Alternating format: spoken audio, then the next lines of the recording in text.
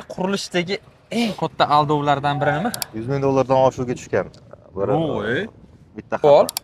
Pishiq g'isht bilan uy qilgan yaxshimi yoki gazoblok? Mana qaysi bu yoqda ustalar ham ishlayapti, Murod aka. Arzon usta qimmatga tushadi deyshadi. O'zi nima uchun? Endi arzon usta endi professional bo'lmagan odam, to'g'ridan to'g'ri markar bozordan boshqadan olib kelib qo'ldan ish kelmagan odamga bersangiz, конечно, qimmatga tushadi. O'zimiz specialist bo'ladi. Betonchi bo'ladi, ishchi bo'ladi. O'zi necha yildan beri sohaning ichida yurgan professional odamlarni ishlatish maslahat beraman. Imенно faqat bu qurilishda emas, boshqa sohalarda ham, santexnika ham o'z uyda qilaman desangiz, bilmasdan nimadir sindirib qo'yishingiz mumkin. O'zimiz specialist odamni qilgan yaxshi. Endi arzon qimmatga tushadi deganda, bilmagan odamga qilib qo'yganingizdan keyin 2 marta rasxod bo'ladi-da. Ha. Buzib qo'yish mumkin. Buzib qo'yadi.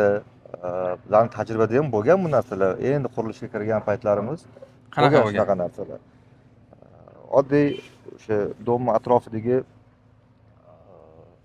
drenajlar deymiz, masalan, suv ketadigan ariqlar, o'shalarni noto'g'ri qilib qo'ygan ustalar. Biz aytgan narsani qilmagan, keyin yomg'ir yog'gandan keyin cho'kish boshlagan. Keyin uni qaytadan biza boshqatdan yo'lni boshqatdan buzib, yo'lni yangitdan qilib, keyin o'sha azbest turbalarni tashab, yangitdan ariqlarni qilganmiz. Bizga 2 barobarga rasxodga tushib ketgan. Necha pulga tushgan shunda? Ancha munchaga tushgan u. 100 ming dollardan oshuvga tushgan. Bitta xato. Anchani bilgan usta bilan, tajribali usta bilan, bu ustalar ham prostak usta emas, ular ham ustoz ko'rgan, necha yildan beri soha bo'yicha. Betonchini olib kelib g'isht tergizib qo'ya olmaysiz. Sen bo'sh o'tiribsan, bu armatura to'qigin deya olmaysiz. Uni armatura to'qiydigan o'zining ustasi bor, betonchi azdelni o'zining ustasi bor. G'isht teradigan bizda endi xalqda yoki quruvchilarni xalq bilmaydi-yu, quruvchilarning ichida gap bor. Bizda Xorazm tomonlarda haqiqatan ham g'ishtchi ustalar ko'p. Xorazm, Qoraqalpoq tomonda g'ishtchi haqiqiy ustalari, san'at darajasida teradigan ustalar ko'p. Xorazmliklar. Xorazm, Qoraqalpoq tomonda. Qashqadaryo, Surxondaryo, Samarqand tomonlarda bular ko'proq beton ishlariga zo'r. Shuning uchun vodiyda masalan sal boshqacharoq. Vodiyda o'sha nima, qanaqa zo'r ustalar bor? Vodiyda ham Xorazm u tomonlarni aytdingiz, vohalarni aytdingiz. Vodiyda ham ko'proq betonchilar yaxshi. Bizda ko'p ishlagan. Samarqandni men ko'p betonchi deb adashdim, chunki Samarqanddagilar ko'pi malyarni ishlarga zo'r. Malyarkani zo'r qilishadi ular. Remont, Remont. O'sha voha bilan o'sha Qashqadaryo, Surxondaryo yoki vodiydagi ustalarimiz ko'pi beton bilan juda yaxshi kelishadi ular. Videoni o'sha viloyatdagilar, vohadagilarga yuborib qo'yinglar o'zligiga. Ya, ustani yaxshisini yaxshi deb tan olish kerak. To'g'ri. U yana qilayotganda biz duch kelgan komanda bilan ishlab ketavermaymiz. Oldindan biz bilan ishlagan, ishini sifatini biz ko'rganmiz. O'sha ustalarni yana jalb qilishga harakat qilamiz. Hozir bu yoqda ham ko'rinib turibdi, anchagina ustalar ishlayapti. Bularni ham xuddi shunaqa saralab olganmisizlar yoki? Bular ham shu saralangan, bizning oldingi obyektlarimizda ishlagan.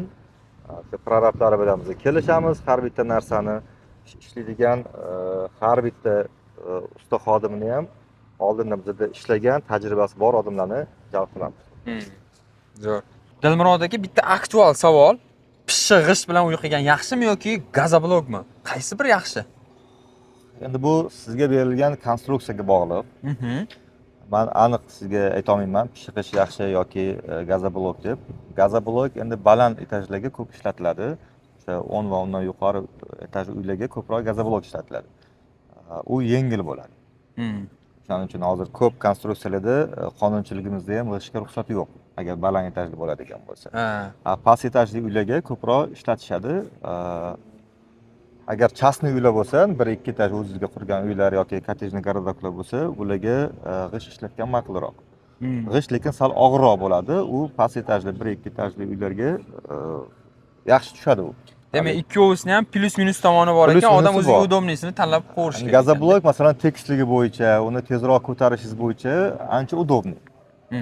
Lekin baland etajlarga hammasiga gazoblok hozirgi kunda qilinyapti. Uy ichiga перегородка qilganingizda ham tekisligi, ertaga remont qilishingizga, boshqasiga juda ham yaxshi narsa. Lekin u gazoblokni ham sifatini обязательно tekshirish kerak, chunki har xil hozir kompaniyalar ishlab chiqaryapti.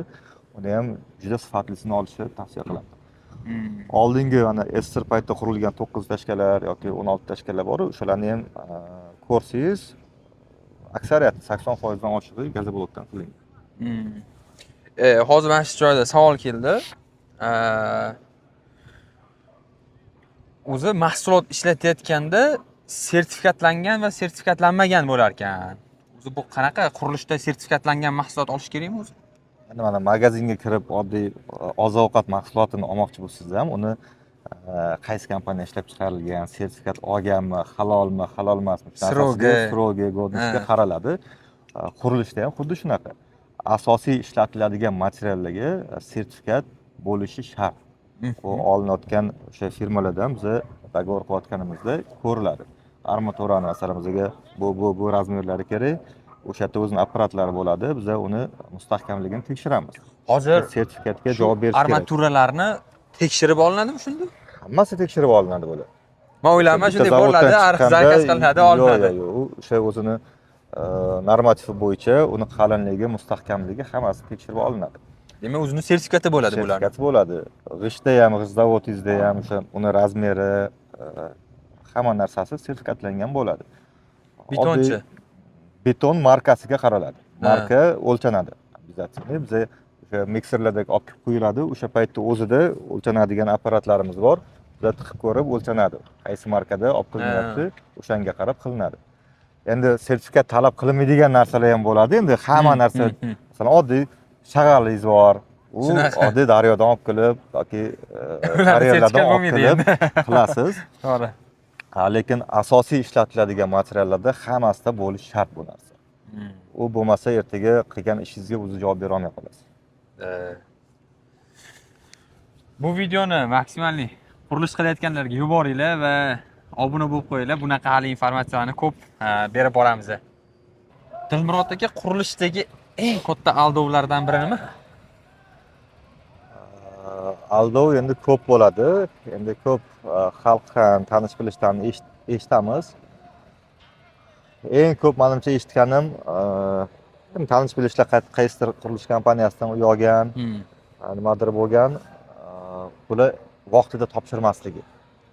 Mana aytishadi-yu, men 1 yilda topshiraman, bo'ldi sizga hamma narsani. Lekin zapas bilan aytish kerak har doim. Chunki har xil force major bo'lishi mumkin. Bu bizga bog'liq bo'lmagan omillar bo'ladi-da. Masalan, 2020-yilda o'sha karantin bo'lib qolgan. Bizning qurilishlarimiz 1 yilga cho'zilgan. Odamlar tushungan, tushunmagani negativ tarqatib boshqa bo'ladi. Lekin hech qanaqa tashqi omildan o'sha force major bo'lmasa, biz har doim aytgan vaqtimizga topshirib kelganmiz. Lekin eng ko'p aldovlardan bittasi o'sha qisqa vaqtda odamlarga, xalqqa va'da beradi, ustidan chiqa olmaydi. Lekin o'zining hammasini normalari bor. Boshladingiz, pulingiz bo'lsa, yetib tursa, qancha vaqtda qurib bitkazilish normalarga asosan va'da berilsa yaxshiroq bo'ladi. To'g'ri. Hormaylar usta bo'la. Yaxshimisizlar? Sovuqda qiynalmayapsizlarmi? Charchamasdan. Beton olishga tayyor bo'lib qopti o'zi. Bosinglar. Bu kameraga olib qo'yamiz, xafa bo'lmaysizlar endi. Kameraga olib qo'yamiz, deymi, xafa bo'lmaysizlar? Ziyozda qo'ramiz. Oyga ekan keldi. Bular havoga qaramasdan ishlasharkan-a? Ya, issiq sovuq qaramasdan endi agar o'sha beton ishlari qilinganda minus bo'lmasa beton olinaveradi. Lekin ustalarimiz o'zlari endi ko'proq ishini ko'rsatish kerak. Qancha armatura, boshqa ishlarni qilaveradi. O'zi bu yerga har kun tushasizmi shunaqa? Har kun tushaman.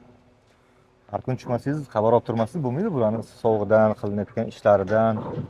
Shuncha xalq bizga qarab turibdi, buni kачествосini ko'rib, kuzatib turmasak, sifatiga qarab turmasak bo'lmaydi. Ertaga hamma spros, hamma javobgarlik bizda bo'lgandan keyin qaraymiz hammasiga. Zo'r, qoyil. Ishda orqasidan non yeganimizdan keyin umrimiz o'tib o'tadi har kun. Zo'r, qoyil gap yo'q lekin. Har kuni mana shunaqa turpoqlarning ichida shu yurib, nima qilish to'g'risi oson emas. Endi bir ikkita intervyulardan faqat kostyum shunday chiqdi degani u qurilishga kirmaydigan emas, har kuni kirib, har kuni nazorat Ana qilamiz. odamlarni xayolini quruvchi, U takoy faqat zo'r millionlar anaqada yuribdi degan narsa emas, u har kuni mana shunaqa tuproq kechib, loy kechib, har kuni quruvchini ham o'zini mas'uliyati bor ekanda, mana shunaqa qiyinchiligi bor ekan. Yo'q, gap yo'q.